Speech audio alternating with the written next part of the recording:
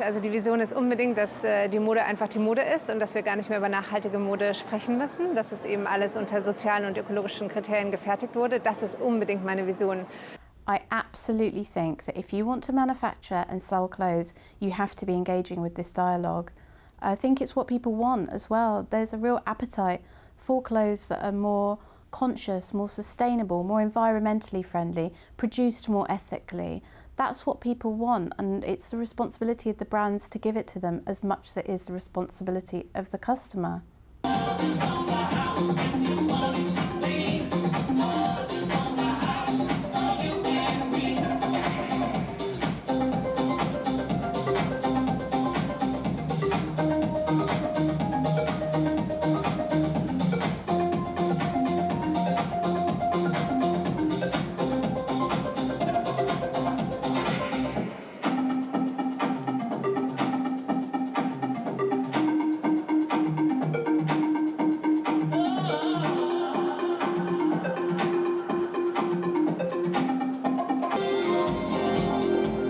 Seeing more and more emphasis on sustainability.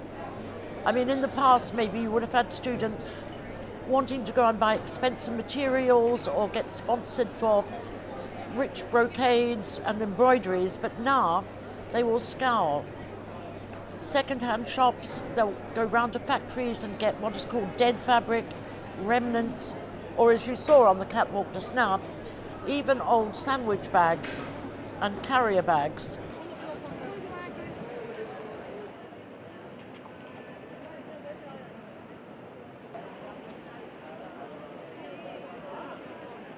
Predictions of the environmental impact of fast fashion are not good. So the fact that carbon emissions are set to increase by 60% by 2050 from the textile industry is a real sort of warning signal that something needs to change.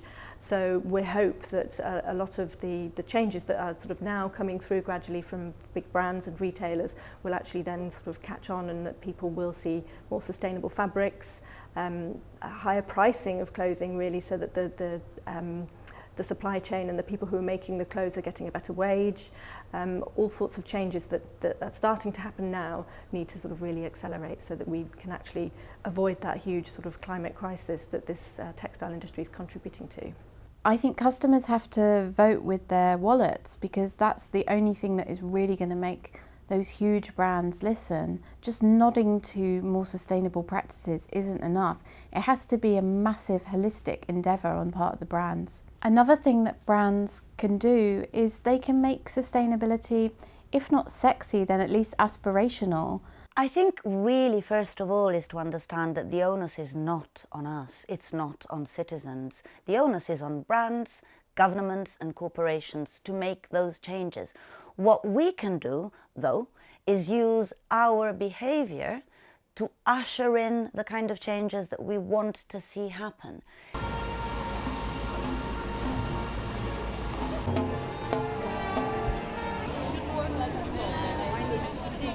Public pressure is growing, which is wonderful, and people like Extinction Rebellion that are coming on board, the political group, to actually change people's minds, are doing a great thing and saying, no, this is alarming, this is shocking, let's do something about it. So all the big brands that are profit focused have to look at ways to make profits in different ways.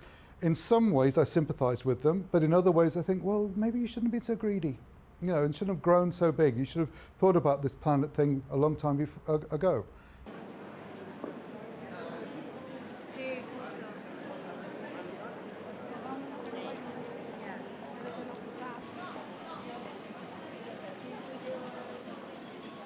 Companies like Inditex, who own Zara and H&M and other big retailers, are all now launching things called clothing take-back schemes. So, for example, you can take your old clothes into their stores and donate them, and they'll often give you money off.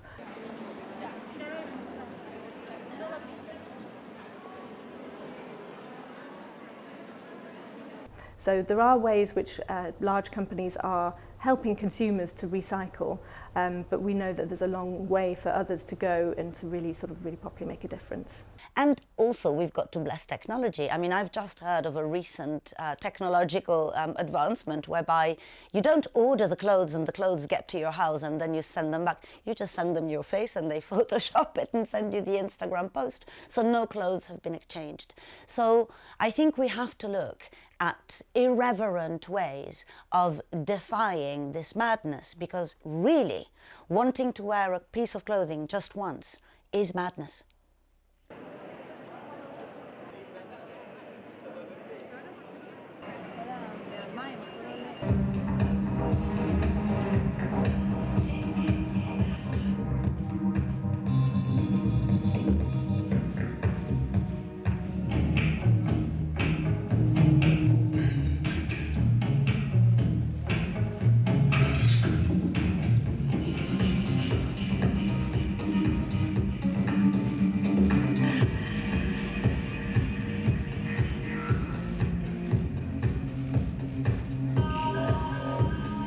So many of the fashion industry, big companies are actually now responding to this challenge and looking at ways of using sustainable fabrics, looking at using more sustainable supply chains, but there's still a long way to go. If things aren't local and kept as containable as possible, then it's obviously there's going to be problems. The bigger changes will be physical, will be somehow to our high streets. I think we will see things like mending stores in every corner, because we will have understood the value of the clothes that we already own. I think that we will see very different ways of selling clothes, you know, from, as I mentioned, the more artisanal to a return to the bespoke. We know that the secondary market is absolutely booming. Vintage and second-hand really will be a much bigger proposition, both within brands and without. It's not just, you know, producing for the long term. It's good business to produce this way. So you're reducing waste, you're reducing carbon emissions, greenhouse gases, a lot of which are, when you think about it, distribution. We're seeing a change in even retail, smaller format, less stores, cutting down that waste. And when you're looking at the efficiency, and you look at e-commerce, you look at Amazon, you look at how they drove consumption and made it so easy to order, right? We're going to see, I think, more changes to how things are packaged, everything, the entire fashion system. What we should be doing is aiming for quality, aiming for origins of textiles, aiming for a real sort of look at each individual fashion company and saying they're a viable business, I will buy from them. I am wearing recycled plastic this year, not orange because it's the in colour.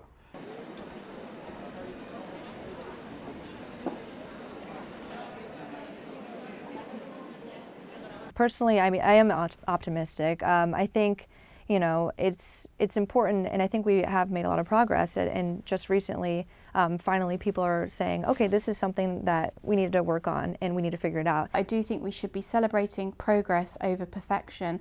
Every step that we're making in the right direction is doing exactly that. Yes, perhaps we need to speed up a bit, and I absolutely don't think people should be sold dishonest information, but we should think about when steps are being made in the right direction. We need, you know, those life-changing pieces of work that need to be done in terms of legislation and practices that need to happen from governments and brands.